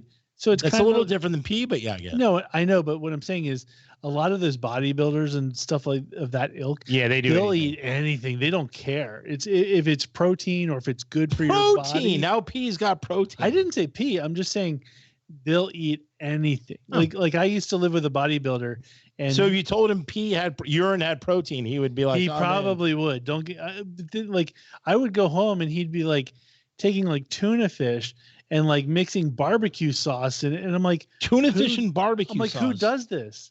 And he's just like, oh, I just need to get some protein in. I'm like, well, that's gross. You just couldn't eat because mayonnaise is bad. You couldn't pick up like some grilled chicken and like pop those in your mouth. Yeah. He would just eat anything, and he didn't care. The taste just does not exist as long as it's protein. As long as you're getting whatever that protein content is or whatever, it was dumb. Okay, I thought this was really cool. Daniel Briere, your boy. That's my boy. Just got his autograph. Dude, Daniel Briere. He gives his stick a rest. So the normal superstition is for some of these hockey players, they wouldn't put down like a hot stick. Yeah. So if they scored a goal with that stick, they would obviously keep it and they would play their next shift. Sure. He gave his hockey stick a rest and rewarded it for scoring a goal. That is awesome. So like if he had one shift where he scored, he'd be like, good stick. And he would put it away and give it a rest and say, I'll come back to you later. But in a weird sort of way, he's also saying, I'm not going to score because you're resting right now. He's old. No. He says like other sticks may be doing well. So they're like, say he has like 4 kids, right? 4 sticks. Like 2 of them are hot, right? He's like, okay, for this shift, I understand I may not score, but I got 2 hot sticks. I got to give them a rest, and I don't want to overuse them, right? Yeah. So if you're a superstitious person like me, you don't want to overuse anything. Yeah. So you don't want, like, in other words, say you're up 3-0 in a series. Yeah. You don't want to push it and then wear the same thing and go for the 4 shutout. You may hold it back for game 5 and say, okay, we can lose this one, but I'm going to wear it for game 5. Because I love me some Danny Briere. I've never heard that, but that's fantastic. That is awesome. That's why I saved it for last. I thought, how do you give a stick? You're like, good boy, good stick. You get a rest. I reward you. And by the way, I'm not just saying it because he's my boy Flyers wise. Genuinely one of the nicest guys in hockey. Like literally, when Claude Giroux was like a young rookie, he let him basically live in his house with his family. That's awesome. He let him live with him for a couple of years until Claude was ready to like get his own place and stuff. But it was really like he's just a really great guy from like mentoring and taking care of the young folks. Nice. So good dude, him. Real solid dude. I'm gonna also. I wanted to. So do we reward the microphone and give it a rest after a good show? Well, we do for a week. For a bad show, we're screwed. Bad microphone. Bad microphone. So, I wanted to tell you about a show on Apple Plus. It's been out for probably about a month or 2, so people have probably already binged it. But the show is called The Afterparty. Oh my God, I want to see it. And based on some of the songs I've seen. So I'll be honest with you. When I saw the preview, I realized it's not my specific kind of comedy. It's definitely more you. But I mean, it's got Ben Schwartz in it, Tiffany Haddish, Dave Franco, and a bunch of other people in it. So basically what it's about is these people go to their 15-year high school reunion, and one of the guys is this like uber, like he's might as well be Justin Bieber, like the ultimate like pop star guy and all of that. So he has an after party they all go to, and he somehow dies. He falls off a cliff. Yeah. And so the whole thing is like Tiffany Haddish is like the detective trying to figure out who killed him. It's definitely a whodunit. I will say the first episode I was kind of like, it's cute. I get it. It wasn't quite for me. I got into the second and third, and now you're completely hooked. Awesome. It's awesome show called The Afterparty on Apple Plus. I highly recommend people checking it out. And you have to check out the YouTube videos of the songs. Yeah, there's like 2 unbelievable songs that'll get you wanting to watch the show. Yeah, it's such a great show. So check it out. It's a lot of fun. What is the one song? You get one shot twice. Yeah. So Ben Schwartz plays a guy who Ben Schwartz, if people don't know him, it's the guy who played John Ralphio in Parks and Rec. And he plays a guy who wants to be a musician, like a music guy. And so when he's recanting his side of the story, he adds a lot of different songs because it kind of highlights what he wants to do. And he was trying to give this one guy a pep talk because he missed his shot with this girl. And he's like, no, but you get one shot twice. And he does a whole song about having one shot twice, which is hilarious. But anyway, it's a great show. Definitely check it out. I got to watch it. What I'm officially giving up on, I'm never going to watch it again. Good. You should have gave up after the first show. Is Moon Knight. Congratulations. And I'll be honest with you, Disney Plus, I've actually kind of liked some of their shows with the Marvel people. You know, I'm not the biggest comic book nerd and all that stuff, but I've actually somewhat enjoyed it. But each one seems to get weirder and weirder. And by the final episode, you're like, oh, okay, now it all made sense. I don't want to I'm not that big of a nerd. I don't notice subtle shadows. I don't notice if some weird character if your show is only interesting to nerds, then don't produce it. And I will tell you, like, WandaVision was weird for the first couple episodes. Then I kind of got into it and I was cool. Loki was weird for the first couple episodes, got into it, and it was cool. Moon Knight, on the other hand, started off weird, and it's still weird. None of it makes sense, and it's so obnoxiously annoying that it doesn't make sense. And I'm like, I can't find the person who actually enjoys this. I'm so irritated. Yep. And you know what they did? They made the epic mistake in if they want me to watch, don't bring in any kind of, fourth dimension. Don't bring in any. I know where this leads because I want to talk about it. Multiverse. Multiverse is the stupidest thing in the whole world. I don't care. I disagree with you a little bit. I don't like the nerds that like multiverses either. And I'm not a nerd who likes a multiverse, but we'll go into it because I know where you're going next. So I'm just bringing it up. I'm ditching complete Moon Knight. You guys can dump off of it too because it sucks. And then now I was thinking, what are the movies coming out this week? And of course, Doctor Strange, and it's even calling itself In the Multiverse of Madness. And that just means Matt will never be at this show. It should be called Doctor Strange in the Multiverse where Matt doesn't buy a ticket. I'm telling you this, if Subfacts ever has a multiverse, I will not be a part of it because multiverses suck. I don't want anything to do with it. So I do like the first Doctor Strange movie. Hate it. I didn't even like Cumberbatch. He's stupid. I do like Cumberbatch. I don't mind multiverses where they exist for cool reasons. Like Shang-Chi was cool with the multiverse. I have no idea who that is. The Shang-Chi and the Legend of the Ten Rings. No chance I saw or that. Like Thor or Captain America or Iron Man. If the multiverse contains like another way for like Iron Man to like kill Thanos, awesome.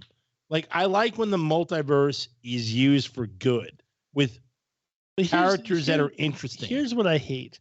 It's a gimmick. So at this point, like when you look when you look at the last Spider-Man, right? I didn't need to see all three Spider-Mans. And they just zap in for some reason. Then they do a little thing, then they zap out. I don't want to deal with zapping. I don't care. Get rid of them. They're not zapping in, they're in the multiverse. And I don't want Strange has to put them back. No, I don't want any of that. By the way, the reason why I hate Strange is he's like the ultimate Monday morning quarterback. This guy does nothing, and he's just like, oh yeah, I knew that after the fact. Hate that guy. He does. So you hate a guy that can basically manipulate the past and the future. Everybody's like, you don't understand. He's got all this power. I'm like, yeah, he never seems to do anything good with it. He killed Thanos with it. Dumb. But he also. What do you mean dumb? Tell me if I'm wrong. Saved the universe. Yeah, but didn't half the people still died? No. Did you watch Avengers or did you stop? I got annoyed. Didn't half the people die? They still died. People still died. No, they all came back. He reversed it. He reversed course. Every one of them. Brian, is that true? They were dead for 5 years.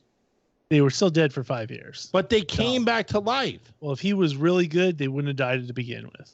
They came back to life. All those people came back to life. All I know is I see that guy, his stupid face, and he's a Monday morning quarterback. And they didn't really die.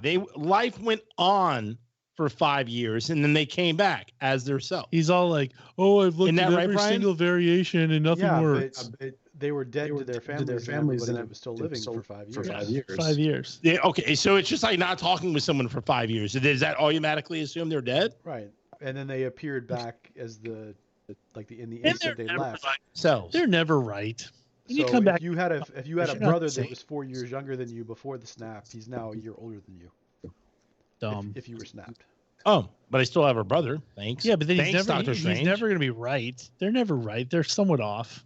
When you come back after 5 years, what about all the people that were snapped on airplanes and then they came back and they just were in midair because the airplane wasn't there? Yeah, those people die. That's actually awesome. How do you know if there's people on airplanes? Maybe no one on an airplane was affected. No, there were. Maybe if it's half the world population, somebody had to be in flight. In WandaVision, one of the characters. By the way, no one cares about WandaVision ever. That's the worst show. I'm telling you this. I'm dumping out. Marvel can stop making stuff, and I'll be happy. I'll be so happy if they. I didn't like WandaVision. We're done. I am going to see Doctor Strange. I do like Cumberbatch. I like Doctor Strange. Although I'm not happy about the characters in this movie. I don't like Wanda. He's a Monday morning quarterback. That's him. He is a Monday morning quarterback. I'll agree with that. It's the whole, I saw every aspect and nothing turns out good. You save the world. Yeah, but if he saw every aspect and nothing turned out good, we got to wait till a whole nother movie for him to save the world. Why couldn't he have fixed it? He could have seen it. What do you want the first Avengers to be 8 hours? I just want it to be over. That movie was. You didn't complain about a Batman movie that was 4 hours long. That was actually good. But I mean, I'm just sick of it. You're a DC fan. That's why. No, DC could do a multiverse and you'd be fine. Right now. Get rid of it all. I didn't need the Batman. They are doing a multiverse. I liked it, but get rid of it all. Are they copying Marvel again? Well, yeah, I mean they both had their comics that dealt with that. But the next multiverse the Flash movie is going to be dealing with that. Oh, guess so you can't watch the Flash. Oh, great! I just gained more time of my life. More time for TTM. Yeah, but and by the way, that dude who's playing the Flash, I used to like him, but now he decides, I want to get drunk. Oh, great! In the time that you could be watching the Flash, you're going to be sending it to the actor who played the initial Flash. Yeah, now that he's like a big time alcoholic fighter or whatever he is, he'll probably lose his credentials and he'll probably want to give me an autograph. But I know you're going to talk about it eventually, but I am really saddened to learn that Daniel Radcliffe is playing Weird Al Yankovic in the Weird Al Yankovic movie. I think that's a bad choice too. I think they could have gotten somebody better. I think they just picked a name. I hate Radcliffe. I'm not a big fan. He always looks like Harry Potter. He does. He's Harry Potter. Harry Potter plays Weird Al Yankovic. Yeah, it's kind of dumb. He's also weirdly jacked in the movie, and Weird Al Yankovic was never like. I'm not gonna lie. Weird Al Yankovic was never jacked. I saw a picture of Harry Potter's wand because he was naked in a play or something, and. I'm not gonna lie, my man was I was like, way to go, Harry Potter. Do your thing. But wow. But he's one of those dudes. I feel bad for him because he's short. I'm assuming just a really smaller kind of guy. So he has to go out of his way to try to be jacked, and try to get some kind of play. But I'll watch it. I like Weird Al Yankovic, but yeah, I'm not excited. They could have pulled somebody off the street that looked a little bit better than Weird Al and was funny. I don't know. Wow. I'm not for it. I'm just I'm not very happy about it. I'm just not. Okay. So do you know what I'm happy about? Mailbag. Okay, folks, it's time for mailbag. Of course you are. There's more your mom, not mailbag. Happy Mother's Day, Mrs. Mooney. Awesome. All right. The first email is from Ben from KStreetPhotographyDC.com. Ben! And he says, name of fan club SFers. He said, anything oid sounds odd. Yeah, because we were going to call our fan club the Factoids, but SFers is kind of cool too, although I can't say it really fast. think that's my problem. Like if I said, "Hey, welcome to Cleveland Factoids," like I think I could do that. But if I'm like, "Welcome to Cleveland SFR," like it just sounds weird. Yeah, I'm with you. I like it in thought. In thought and on T-shirts, it would look great, but I just can't say it better. I like factoids. Okay, boom. Well, thank you, Ben, for the email. Yes, thank Love you, you, Ben. Ben. Thanks, buddy. The next email is from Rob from Leesburg, and he writes in saying, "Boys, boys, boys." He says he found himself scrolling through old movies, and he landed on watching Modern Problems with Chevy Chase. Awesome. That movie was released in 1981, and just like other movies back then, movie audiences had a lot more patience for plot, action to unfold. He said his 1981 self might have found the movie okay, but his 2022 self could barely make it through the movie. He does not recommend revisiting this flick. Oh, wow. I haven't seen it in forever either. I haven't seen it since I was a little kid, but I can kind of see what he's talking about in the fact that even when I was a little kid, back in those days, they really packed everything into like the first half hour, and then there's a long it's almost like they wrote skits, and they wrote skits, but they didn't know how to end them. And so Modern Problems, I think, is like one of those because he's got to go through that whole like Nell Carter thing, the voodoo, and all that. It was a whole that wasn't funny. Whereas the first half hour when he got all the powers and stuff, that was funny. And they back in the day, they didn't focus on dialogue either. And real good dialogue didn't start happening until the 90s. And I'm not just saying that being like a child of the 90s. I'm just saying they really focused on dialogue. So a lot of those 80s movies that we grew up and loved, they had funny moments and all that stuff, but the dialogue really wasn't there. So I think when we were young, we didn't know any better. Now that we've had movies that are funny and have awesome dialogue, it doesn't compare. So yeah, that's I can see where he's saying it, like, which basically makes me want to never go see it because I'm going to keep the old memory in my head of because we both were like, awesome, a great movie. Now I have to go back and see it. I probably would like, damn it. Yeah. All right. He goes on to ask you guys to provide a movie review for a couple upcoming movies. The first one isn't really a movie, but it's a TV show, the Obi-Wan Kenobi series on Disney Plus. Awesome. How was it not good? You got the actor who played him playing the character. Yeah, but here's the thing, and I will say this: you know me, not a big Star Wars fan, but I loved The Mandalorian both seasons, and I haven't seen Boba Fett yet, but I hear that's actually good too. Maybe. Oh, it's not that good. The best episodes, I won't spoil it for you, but there were one or two really good episodes, and you'll learn why when you watch it. Okay, so yeah, I think it's Star Wars out. Just give me The Mandalorian. Just keep doing The Mandalorian, make that good. I don't need anything else. Yeah, I'm with you. The next one we just reviewed, actually. I like Obi. I'm not watching. I'll give it 2 episodes. Yep. I won't be watching it. The next movie is one we just reviewed, which was the Al Yankovic story. So I don't know that we need to get into that too much more. I will absolutely buy a ticket. I love Weird Al Yankovic. I'll love hearing the music, and his backstory is pretty. Yeah, but cool. You know what though? They have documentaries on him, and I like the documentaries on him are fantastic. Is it even like a movie that's playing in theaters? I thought it was like a. I think I thought it was a made for TV type. It's like a. Isn't it like a? Is it? It's a Netflix. Like a Roku. It's like Roku. Oh yeah, I'm definitely not watching it if it's on Roku. Why Roku? Why can't you put it on Netflix? Exactly. Nobody's like, oh yeah, it's on Roku. Awesome. No one cares about Roku ever. Roku should just go away. It might as well be on like the Hallmark Channel. Roku should die. Roku, just kill yourself, please. Yeah, dumb. The third one is Thor: Love and Thunder. I saw the preview for this and it looks awful. Awful. Once again, I'm tapped out. I the first Thor movie, I thought Natalie cool. Portman is that her name? Natalie Portman. Yeah, Natalie Portman. She becomes like a Thor. One of the Thor. She's like 5 foot and she weighs like 80 pounds. Yeah, she like has the hammer and because Thor switched to like the axe, right? The battle axe or whatever it is. Yeah, now she's holding the hammer in one of the scenes. Dumb. Like she becomes like a god. Yeah, I'm not gonna. No. I'm not watching.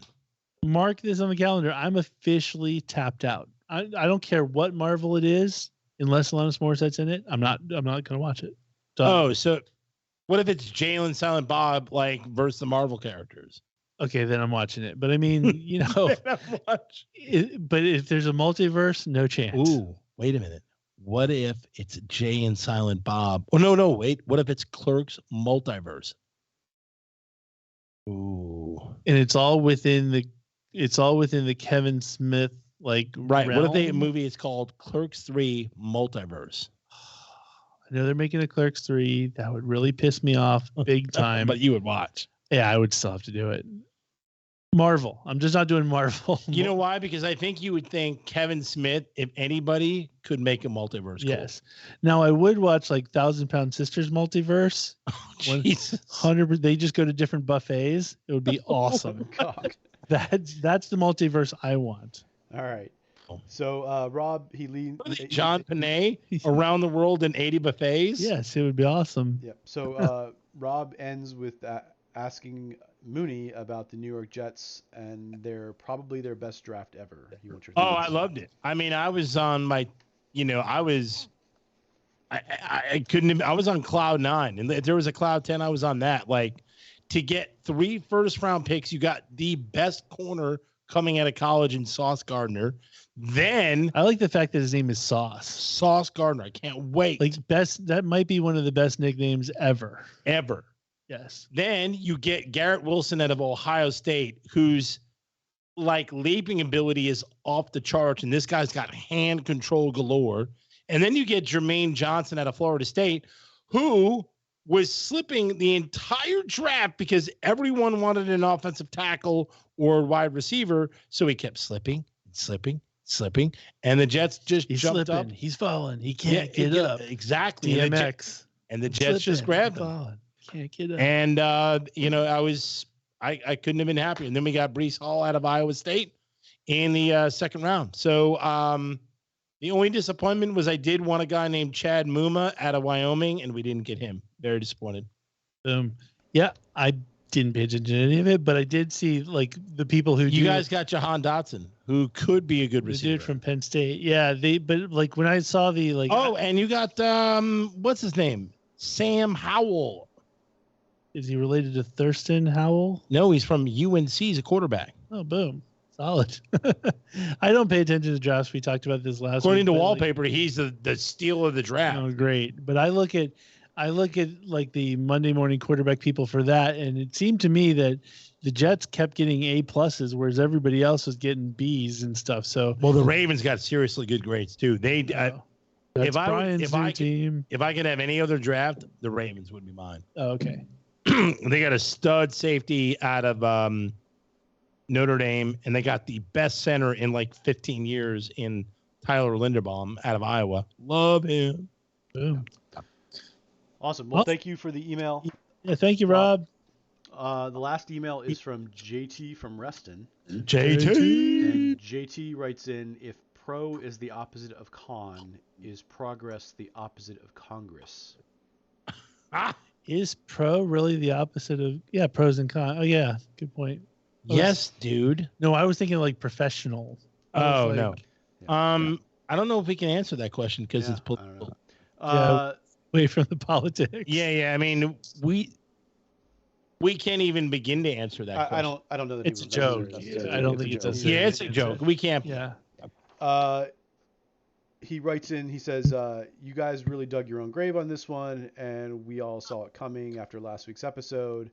Rocky recast number 6, Johnny Depp as Mickey Goldmill. You can't stop this at any time if you like. It's simple, just recast Rocky.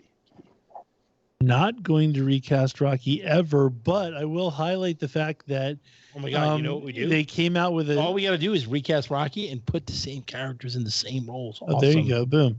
We'll say that for the multiverse episode. So this week Paramount Plus put out the first shot of Sylvester Stallone, and their new show that's coming out. It's done by the writers of Yellowstone, and he essentially plays like a mafia dude who like gets out of jail, and his mafia backers basically say, we want you to go to Oklahoma, get a team together and start running things in Oklahoma. Awesome. And so the whole show is about him like organizing a crew and all this stuff in Oklahoma. Pimp. Just knowing Stallone's in it is going to be fantastic. Of course. How do you not want to like watch every episode immediately? Yeah. And so I can't wait till it comes out. Once Paramount put that little teaser out, I'm like, done. You know, they can charge, like, I already get Paramount, but like they could be like, Matt, we're going to charge you $25 an episode. And I'll be like, done, son. You know, done, I'm in. So, awesome. Well, thank you for the email, JT. Thanks, JT. Thank you, JT. Yeah, wait for the multiverse episode to get the recasting. Yes, there we go. Anyway, we do have some crazy weird news. I know we're kind of running out on time too, so let me go with one. I'll go with a couple of the best ones. I was going to say, choose the best one. I'll give you two. How about that? Two is going to. Let's see how long we talk about the first one for. The best one is this couple who had an autistic girl who was like, I think she was like 36, but she basically couldn't talk or anything like that. She could blink. Her communication was like blinking, essentially. They kept her on a couch for 12 years. She basically sat in her own like feces and urine, and they barely fed her. So she felt, because like bed sores and stuff, in the feces and everything, she had maggots crawling all over, like in her hair and stuff, in her wounds, but her skin basically grafted into the couch.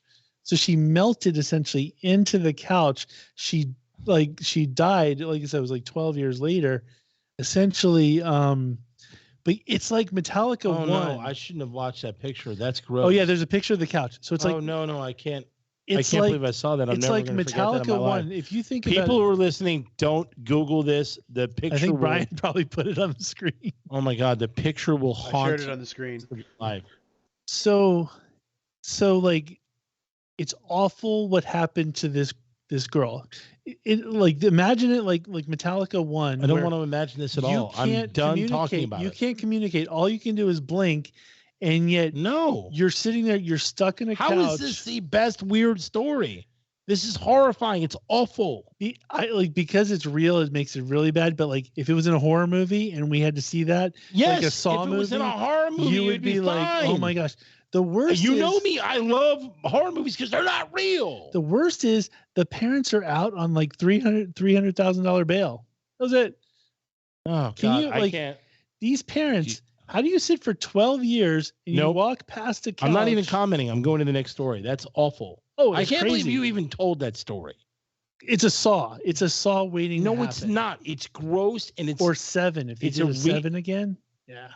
No, I'm not even talking about it. Oh, okay. I can't even. The picture just horrified me, tormented me, and I don't even want to talk about it. Why'd you have to put the more on? The more I hear is the more I'm gonna get more upset. Okay, so anyway, that was pretty crazy. Then there was another one in Lake Mead in near Las Vegas. The Lake Mead has been like slowly eroding or whatever, based on climate change, and so. Somebody saw a barrel that basically had a dead body in it. And so the police have basically figured out that the dead body was like it happened somewhere in like the late 80s, early 90s. Know how they found out? Because he was wearing Kmart shoes. What? Yeah, he had Kmart clothes. Yeah, the Kmart only closed like, I don't know. I guess they figured out based on the brand of the shoe. Oh, okay. Because I was going to say, it only closed like 10 years ago. It was like the make of the shoe.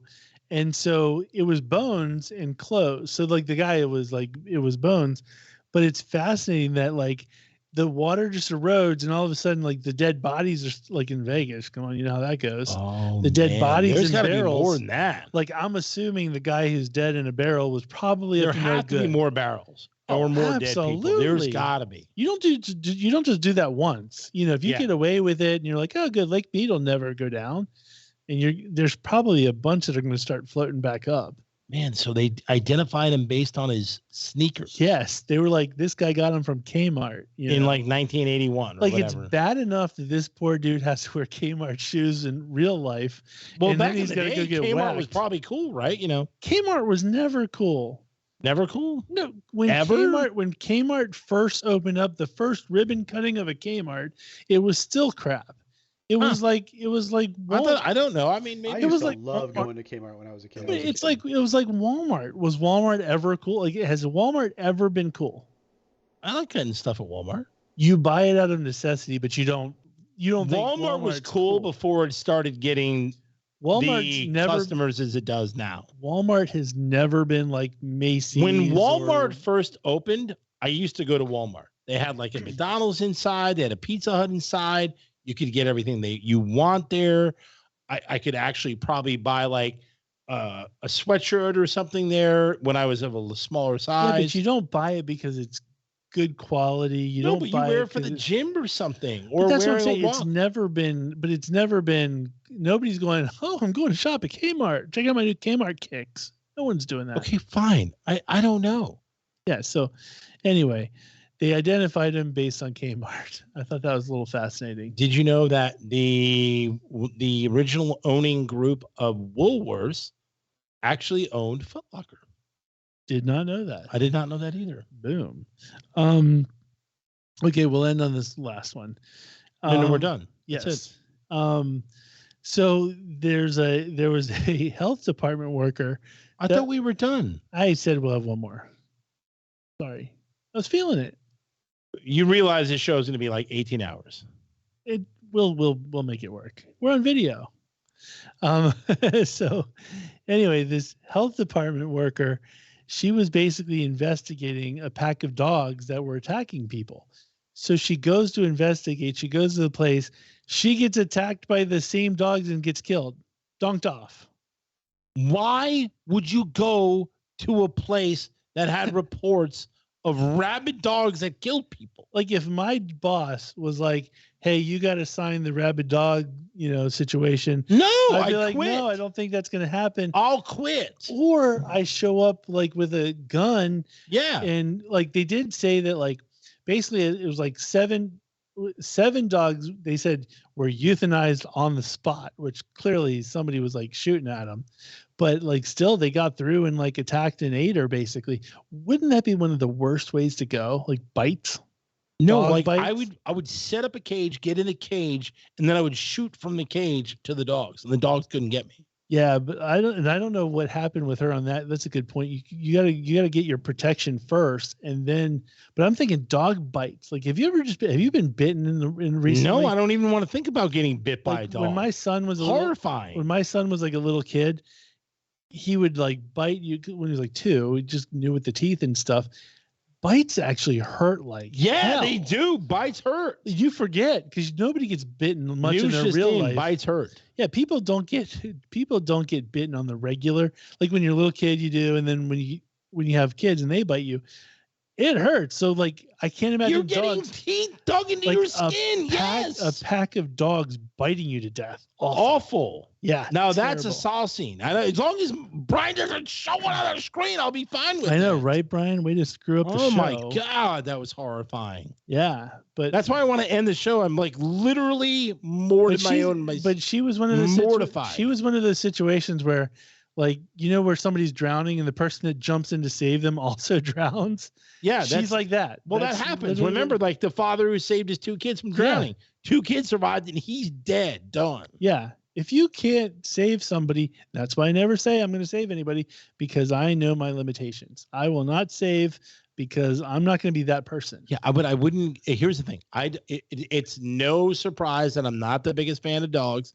Not because I don't like dogs, because I don't like animals in general. Like, so, like, I wouldn't go to a place where there was rabid dogs. No, but if you were and you were getting eaten by rabid dogs, I'm not going to be able to save you because I'm going to be like, look, trust me, I know. You can't spend You're not saving me on stage from a guy who's attacking me. Of course, you're not going to save me from a rabid dog. See how the show just went full circle? So, I will not save anybody. But like, yeah, if you're getting donked off by dogs, I'm only going to get donked off by dogs if I stick around. So it's like, so you're gone. Like slowest person loses. Yes, 100%. You know who would stick around and save you? None of the people, and I don't know of any. Oh, you know what? He would try, but I think he actually might. I'm not gonna lie. Everybody that we're about to talk about, I think, would actually try to save you. Okay. I mean, yes, I would. We haven't had the conversation with two of them, but I do know for one, we've had the conversation with one of them. All right. So with that, I mean, we'll get to him last. Because I know he would probably do it because we've already talked about it. I think I'm going to go on record. All three of them would save you. And they would save you too. They would. Well, they would save me. They would save Subpacks. They're people that save people. I'm not people who save people. We established that a long time ago. That's what I'm saying. These people would save you. Yeah, they're good peeps. Yeah. Unlike you. Call it what you want. Heart wants what the heart wants. So you heard it, folks, and I cannot believe and I cannot thank him enough. The Mooney's Dugout music is a huge hit, and I can't wait to hear it every week. But the guy who brought it to you, the guy who's done all music, all support for Subpacks from the beginning, our friend Andy at Creative Underground. Our boy runs a state-of-the-art production studio in our hometown of Leesburg, Virginia.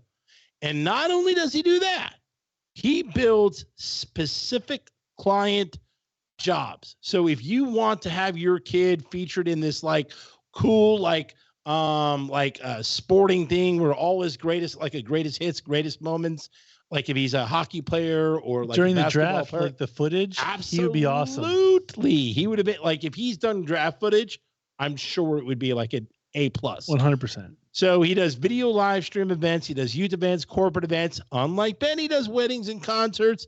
And you can do pro karaoke at his place.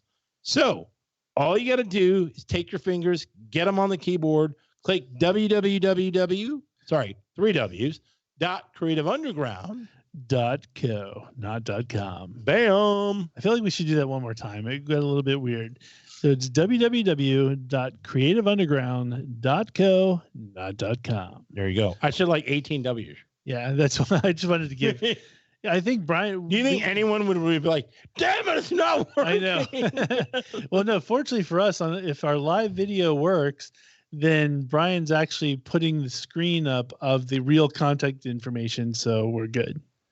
So, how awesome would it be if, like, that fat bastard Mooney told me 5 W's, this website won't come up? I know. Who knows the worldwide? You know.